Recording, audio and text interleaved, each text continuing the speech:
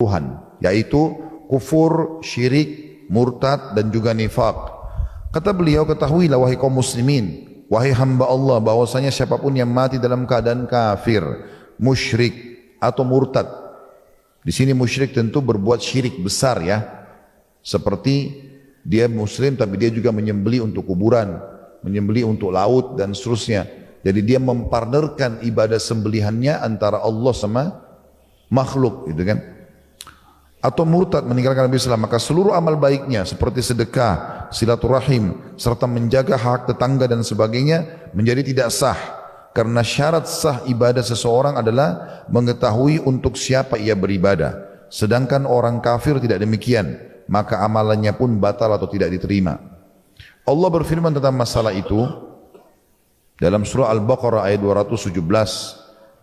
A'udzu billahi minasyaitonir rajim. Al-Baqarah 217. Wa may yartadid minkum an dinihi fayamut wa huwa kafirun fa ulaika habitat a'maluhum fid dunya wal akhirah wa ulaika ashabun nar hum fiha khalidun. Barang siapa yang murtad, ya, melakukan perbuatan-perbuatan kekufuran di antara kamu dari agamanya, dia keluar dari agama ini lalu dia mati dalam keadaan kekafiran, maka mereka itulah yang sia-sia amalannya di dunia dan di akhirat, dan mereka itulah penghuni neraka, mereka kekal di dalamnya. Juga dalam firman Allah yang lain dalam surah At-Taubah ayat 17, Allah berfirman, A'udzu billahi minasyaitonir rajim, ma kana lil musyrikina ay ya'muru masajidallahi syahidina 'ala anfusihim bil kufur. Ulaika habitat a'maluhum fid dunya, ulaika habitat a'maluhum wa fin narihum khalidun.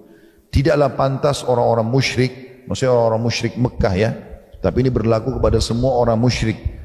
Jadi orang Mekah itu tahu kalau Ka'bah itu rumahnya Allah. Mereka tahu tawaf itu ibadah kepada Allah. Mereka tahu jumrah melontar di Mina adalah ibadah kepada Allah. Mereka tahu ini adalah syariat Nabi Ibrahim AS. Bahkan kalau ditanya siapa ciptakan langit dan bumi, Allah tanyakan itu dalam Al-Quran. Suruh Nabi Muhammad SAW tanya, wa idza sa'altahum man khalaqas samawati wal ard wa sakhara asy-syamsa wal qamar la yakuna Allah.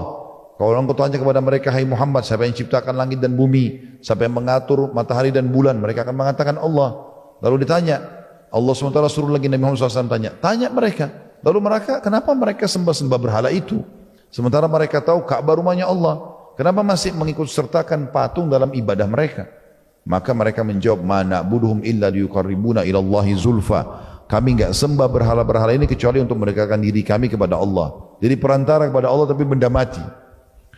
Maka Allah mengatakan tidak pantas orang-orang musyrik itu, walaupun mereka beriman kepada Allah. Secara rububiyah mereka beriman, tapi secara uluhiyah, keyakinan yang menciptakan adalah Allah, rububiyah. Mereka yakin, tapi secara uluhiyah, secara ibadah mereka rusak, mensyirik, memperanakan Allah dengan makhluk. Tidaklah pantas orang-orang musyrik itu memakmurkan masjid-masjid Allah, sedang mereka mengakui bahwa diri mereka kafir. Itulah orang-orang yang sia-sia perbuatannya dan mereka kekal dalam api neraka. Berarti ini dalil juga tentang orang musyrik batal amal-amalnya, gitu kan? Ini sayang sekali di Indonesia banyak yang membuat syirik besar tidak sadar kalau amalnya batal ini, ya. Kasih sesajen ke lautan, ke gunung, panggil dewa ini, dewa itu, penjaga gua ini, penjaga gua itu. La haula wala quwata illa billah. Makanya teman-teman harus kuatkan belajar tentang rukun iman. Iman kepada Allah pertama, yang kedua kepada malaikat. Malaikat ini disebutkan dalam surah 77 dan surah nomor 79 tugas-tugas mereka. Di antaranya mereka yang menjalankan dan merawat semua ini. Jadi yang jaga gua, jaga lautan, menumbuhkan pohon-pohon di hutan, populasi manusia, populasi hewan-hewan, jin, semua malaikat yang atur. Allah yang perintahkan. Mereka menjalankan tugas. Jadi jangan lagi panggil-panggil penjaga gunung, penjaga ini, dianggap padahal dari syaitan. Dan mereka yakin itu jin. Padahal jin tidak punya apa-apa di situ. Enggak punya apa-apa jin di situ. Penjaga semua itu adalah malaikat. Makanya orang beriman yang faham ini, dia mau sholat, dia mau di gua sendirian, dia mau di atas kapal sendirian, tetap aja dia yakin semua ini makhluknya Allah. Ada malaikat yang menjaganya, Allah mengawasinya. Nah, itu bedanya orang yang beriman dengan orang yang tidak beriman, gitu kan?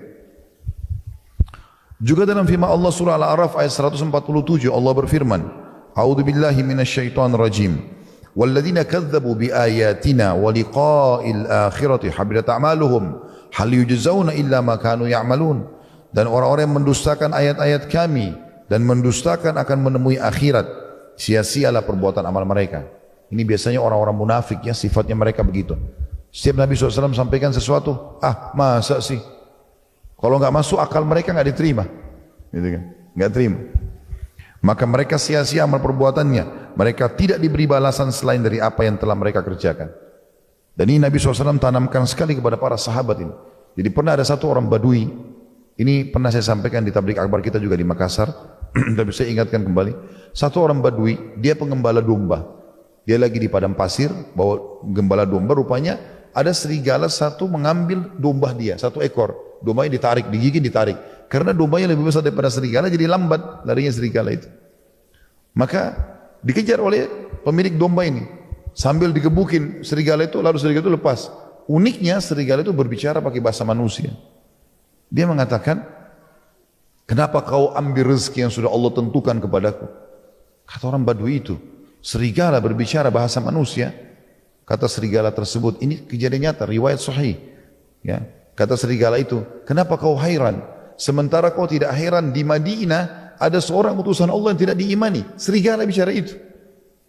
Tidak masuk akal manusia kan? Serigala bisa bicara. Tapi begitu riwayatnya. Orang Badui ini gak pakai bicara lagi. Bawa dombanya langsung ke Madinah. Tanya-tanya, siapa di sini yang mengaku Nabi?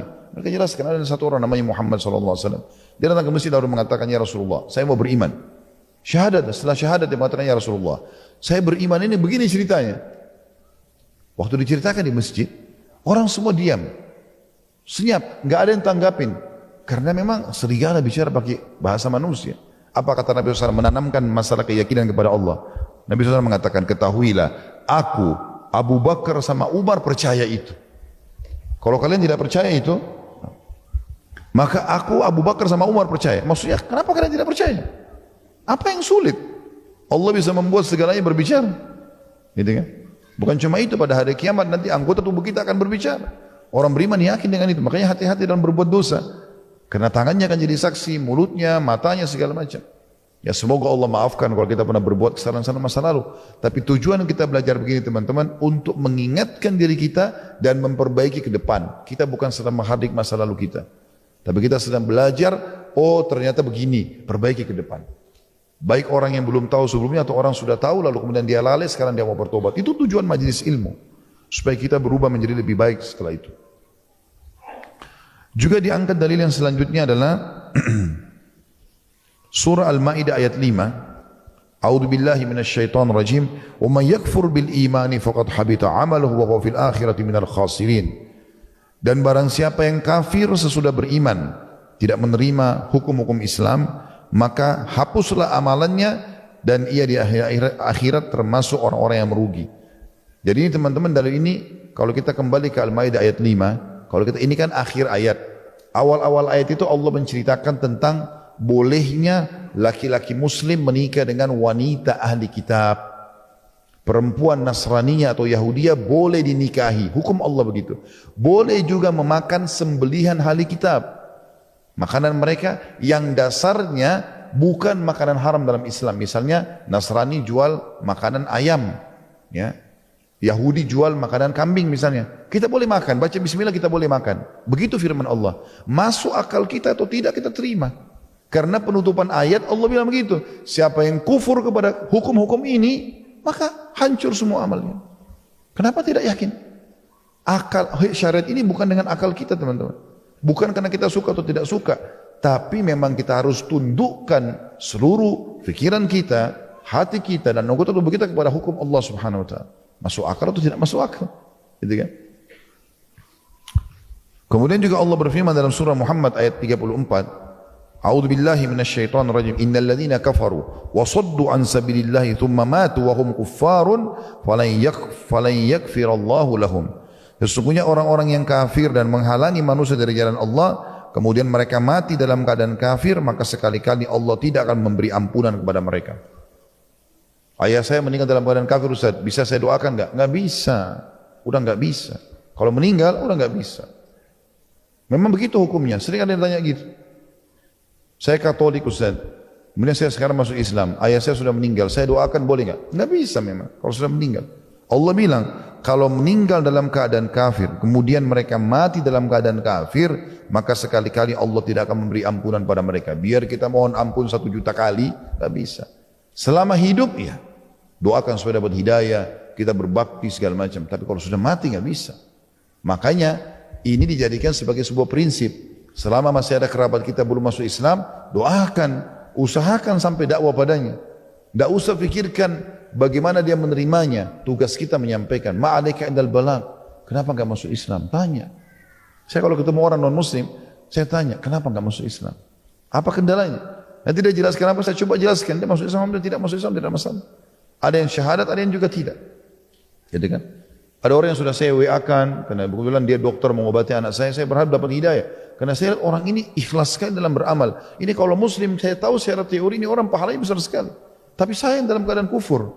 Saya coba dakwahi, kasih. Belum, memang dia belum mau syahadat. Semoga satu waktu gitu. Tapi kita coba menyampaikan. Tugas kita menyampaikan. Kesian mereka enggak faham. Kalau mereka meninggal dalam keadaan kufur, enggak bisa selamat. Enggak bisa selamat.